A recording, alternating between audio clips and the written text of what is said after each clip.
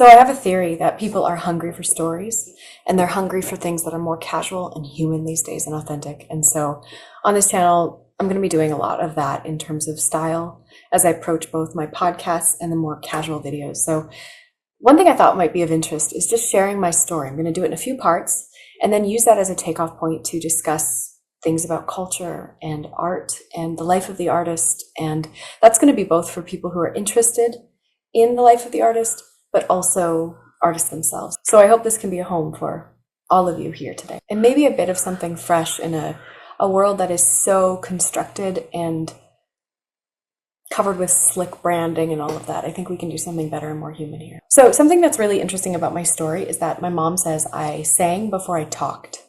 So she was driving along. Sounds like a joke, but this is really what happened. I was about 6 months old and she was humming something to herself because she was also a singer. And she sang it and then heard me echo it in the back. And it was an accurate melody and she thought she was going crazy. She said, that can't be my kid. That can't be my baby singing in the back seat. And so she kept going and then she heard it again. And so she pulled over and she just could not believe that this little baby was humming in response to her singing. So one, what I see here that is so interesting is the influence of parental interest is already going into us at such a young age, probably already when we're in the womb. You know, I know that my mom always liked to sing around the house and make music, and that was just a part of our lives as a result of her love for it. And so that's a really interesting thing that happens with childhood, is we're so influenced, I mean, for better or for worse, but we're so influenced by the influences around us, particularly through our parents. And then the other thing that I find really interesting is just how innate so much of our gifts are. And this is something that applies to everybody. You know, we are created with seed form of everything we're supposed to become. And our little personalities are already put into us at that time. And yeah, things can be obstructed. They can be kind of ruined by life. We can have them covered over by grief or stress or distraction or other people's expectations. But it's why it's so interesting to look at who you were as a child, to think about who you really are, because often those things are just so innate and so present already at that time. And one of my favorite thinkers is Barbara Sher, and she passed away a few years ago, but I discovered her work, I guess, right before she died. And she talks a lot about having this kind of innate thing that drives you, the thing that you want to do and become and express and go after is often a sign of what you're made to do, and that the world loses out when we don't live from that deep place within ourselves, that there are things in us that just light us up and that we're made to do, and that the world would be a lot better of a place if people got to do some more of those kinds of things. And she's very practical about it. She says a lot of those kind of things are not what make up our livelihood. Sometimes it's okay to have a good enough job and then do those things that you're passionate about on the side or in a different capacity. But I just think it's really fascinating that she saw that so often in her work and found it to be confirmed as true over and over and over again. It was amazing. And that's what I found to be the case for me, that these things that have made me the artist I am were there already from the beginning. And then I guess to back that up a little bit more even is that growing up, I had only ever heard that story about me singing before I talked. And so I thought it was really novel. And in a way it is. I don't think it's common, obviously, that you've got a baby that sings before she talks. But as I was working in entertainment, which I'll get to more in later parts of this series, when I was working more formally in the music industry, I started to notice that that was actually a fairly common story, that a lot of people who end up signed to record labels like I was, that they also said, oh yeah, I sang before I talked. Or I've noticed in interviews, sometimes people will talk, yeah, I sang before I talked. I sang before I talked. And so I think it's just very interesting to me that who we are is just so bound up already with who we are at the very, very beginning. And of course, much to be discovered. Things are there in seed form, and so we don't quite know the form they're going to take, but it's just absolutely fascinating to me that that was there from the start. Now, the other thing that was there from the get-go as a child was this desire to perform. And although, because of a lot of things that did happen, which I'll get to a little bit in this this part of the series, that led to a lot of grief. I became very serious, and most people who know me would describe me as a very serious person. And I think that's true of me also. Life has a way of sculpting you into the person you are as well. And there's a great mystery between, what we say between nature and nurture. But at the beginning of my life and in those first few years, I really was just very vivacious, always wanting to put on a show, always wanting to be the center of attention and make people laugh, make people smile. I wanted to sing, I wanted to dance, I wanted to act, I wanted to move to Hollywood. I got that in my brain very early on, and as many of you maybe do know or maybe don't know, I live in California now, and that's the fulfillment of a big dream of mine because I always wanted to come here.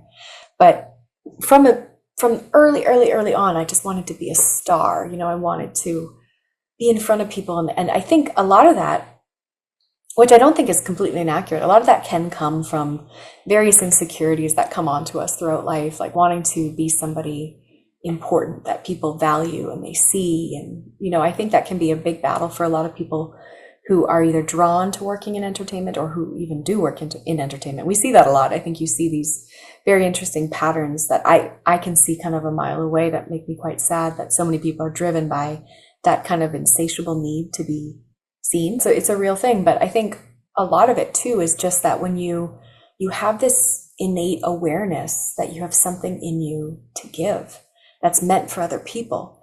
And artistic gifts really are like that. We're not, for the most part, just to have them to kind of hoard. They're really meant to go out into the world and bless people. So people would come over for dinner, and I would always want to do a show for them.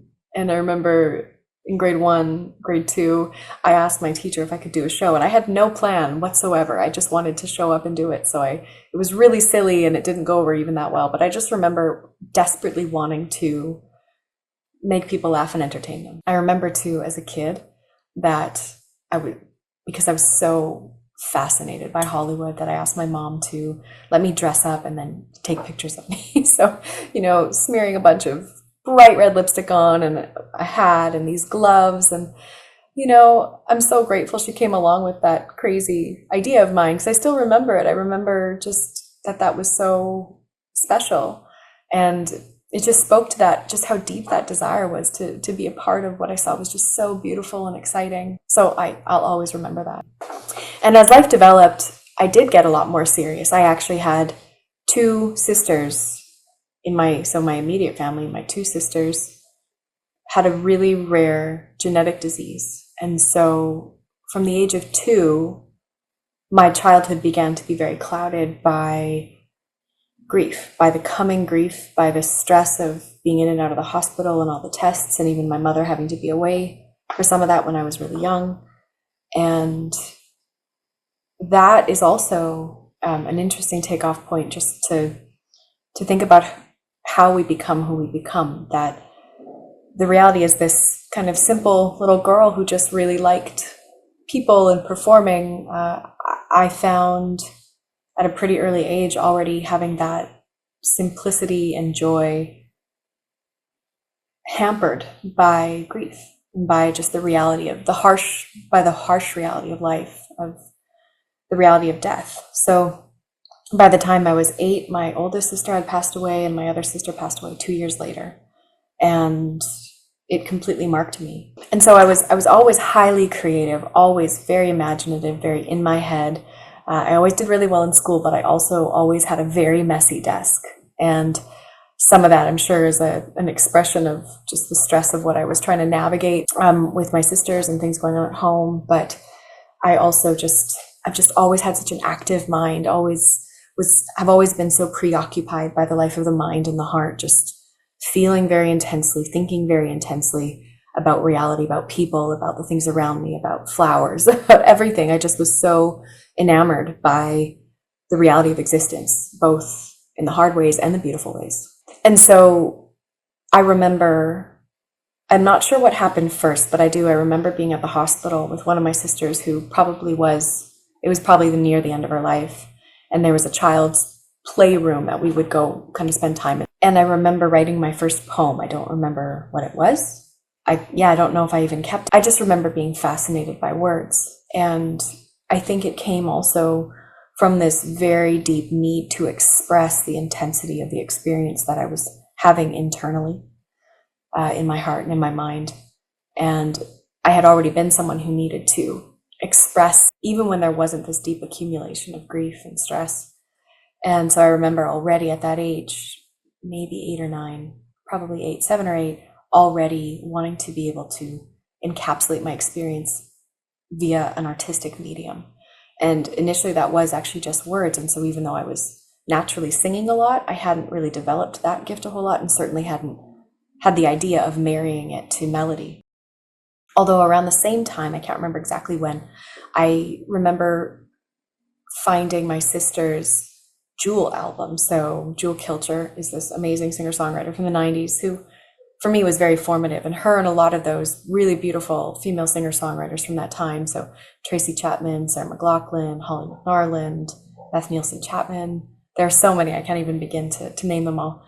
But I was really touched by hearing their music. And I had, my older sisters, and then they had friends who were older than them. And so even though I was quite young, I was heavily influenced by this singer-songwriter movement. And also, it was probably a bit mature for me. I mean, I know it was. But I remember looking through the album insert, and I'm so sad now that that album experience is so different for young people, that they don't really get that experience of buying an album and thinking about the very intentional imagery and the photos and the lyrics and putting the album in and actually having that experience of experiencing a work as a whole, as it was intended, and especially with attention, because now we listen to songs, but it's like while we're doing things, while we're driving, while we're going everywhere. But I remember lying on her bed and listening to this Jewel album and reading the lyrics and just being in absolute awe that somebody could tell stories like that. I was so bowled over, and that experience totally changed my life. And maybe that's where I started experimenting with words a bit, but I knew from that moment that I wanted to do what she did, which was tell stories with words and melodies. I wanted to paint with sound. And that, it totally changed me and set me up for the rest of my life. And so even though I had started just wanting to perform and be famous and move to Hollywood, and I had this very intense love of the glamour of Hollywood and everything that just seemed so shiny and so beautiful and so exciting, that was always still in me. And maybe part of the punchline is in recent years, I've started to rediscover that a little bit as well. But for a long time, it turned into more of this introspective artistic expression, I think, again, due to the heaviness of the life around me that I was experiencing, but also this experience with these songwriters who not only had seemed to have had similar levels of intense experience, but had found a way to turn it into something beautiful and meaningful. And I think, again, you're looking at this phenomenon, this Barbara Sher phenomenon, of the things that are just in us to give at the outset, that I could not have had that kind of clarity from that one experience with Jewel's album, except that it was already in me to be discovered, that something in me was made to be a storyteller, made to be a songwriter, made to be a singer, made to touch hearts and speak something real and true out into the world. And I'm just still to this day totally fascinated that came alive in me. And so I think this has a lot of meaning for a lot of people. And I think it's why stories are so important, both fiction and real stories, because it's a way that we process our own realities. So I think for a lot of people, if you think back to your childhood and you think of these milestone events, these encounters with something where you think, wow, could I do that? Could I be that? I want to do that. I want to be that. I think those kinds of things are so indicative of something in us that's worth uncovering. And it doesn't always take the immediate form that it seems to. So for me, I heard a singer-songwriter and then I wanted to be a singer-songwriter, and I am a singer-songwriter. But maybe for someone else having that experience, they see that and they think, oh, I have this encounter with art and storytelling, and really they're going to be a novelist, or they're going to find a different way to express the thing that they're experiencing there, right?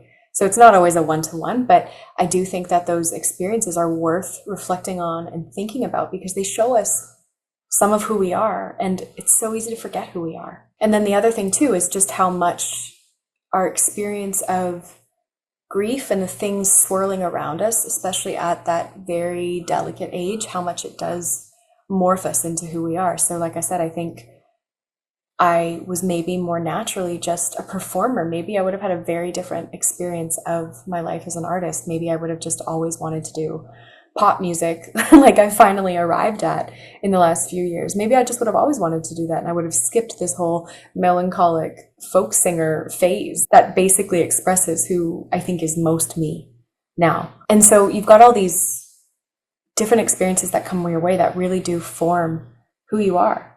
And sitting in the mystery of that can be very powerful, and in thinking about what matters most to you and why.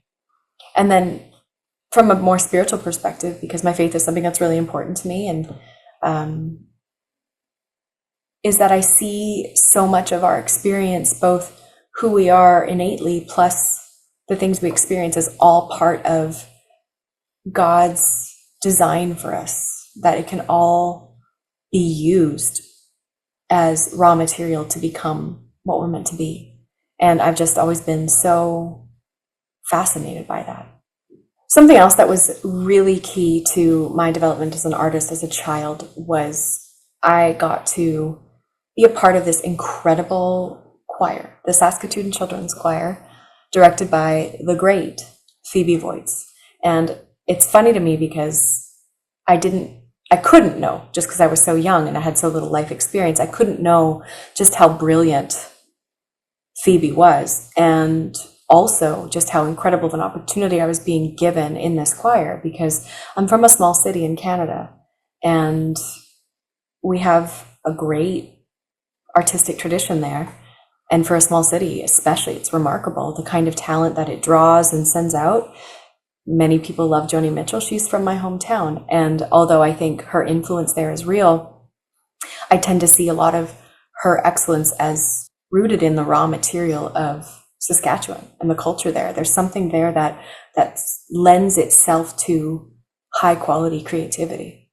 But now that I've traveled the world, worked professionally in the music industry for many years, have gotten to hear the Vienna Boys Choir in Vienna in their habitat. I've seen the most incredible symphonies, beautiful operas in all these different European countries, and the symphony in LA. And it's funny to come back and say, wow, Phoebe was amazing. She was a genius. And I really mean that. And I hope that maybe this gets back around to her. But the choir was remarkable, and it was founded the first year I became a part of it. And we just created such beautiful music. It was mostly classic choral music, and we did also compete both at international festivals in Canada and then also in Europe. We went to France and Spain when I was 13, and we won. We regularly won international competitions as a children's choir. And that experience also became this incredible avenue for me to pour out what was in me, this very intense artistic buzzing inside of my heart and soul and mind. There was a channel to pour it out through, and also to be formed as an artist. So it could be an episode on its own, just the value of that choir and everything I learned. But I learned diction and phrasing and musical sensitivity and just the power of harmony and melody and words and really getting inside of the story. And that set me up so beautifully to be able to tell my own stories as a singer-songwriter. And so I think another lesson there that's for all of us to apply is that childhood exposure to the arts and to beauty so young is so formative and really does set up a culture for both loving and creating the artistic works. One final cute story from my childhood is also that I started playing basketball when I was, I guess, maybe 9 or 10. And I remember regularly playing outside, and I would often think, here I am, you have to imagine, I'm in the suburbs in Saskatoon, Canada, and I would be out on my driveway just thinking, maybe someone will see me and discover me and make me famous. I used to have that thought regularly, and I knew it was a fantasy, but I loved living in that space of possibility. And that also is a huge testament to something that's always been in me. I just knew I was made for it. I knew I was made for it. And so even though I knew even then that was a crazy thought, something in it was real. I thought, I just know I'm made for this. And so if I can just find the right person or the right opportunity, I know that this is what I'm made to do. And the truth is, I don't even know how I would have known that being discovered was a thing. My mom must have shared things with me or whatever. I must have talked to her a lot about my artistic dreams, is what I'm understanding. Where would I have picked up all this except that we were probably talking about it regularly? And it's funny to me because I have a friend out here in LA, and she and I used to be on the same record label, and she actually was discovered in Santa Monica singing at church, because it's Santa Monica, right? You've got this entertainment hub at work, right? And so that actually was her story, and it's not such an uncommon story. One of my friends likes to say, this is a town where lightning strikes, but needless to say that Saskatoon, Canada is not really a place where lightning strikes. However, it was a place that cultivated real artistry, both in me and in a lot of people going back decades and still today. And so that's always something really interesting for me to think about, because I talk about my life in relationship to Saskatoon as kind of being a very complicated relationship, and it is. And I think a lot of people who move away from home have that experience, but it is a beautiful place to have been nurtured and grown. And I certainly wouldn't be who I am without exactly where I was. And so in reflecting on this part of the series, I'm just thinking, wow, our lives are such a mystery so early on. And it's a really beautiful thing to think about who we are and how we got here, based in our experience in childhood. So I hope you'll join me for part 2, which will be coming out soon. And that's where I talk a little bit about my teen years, which is where I ended up on Canadian Idol and started songwriting. And it's been a wild adventure, and I can't wait to share the rest of it with you.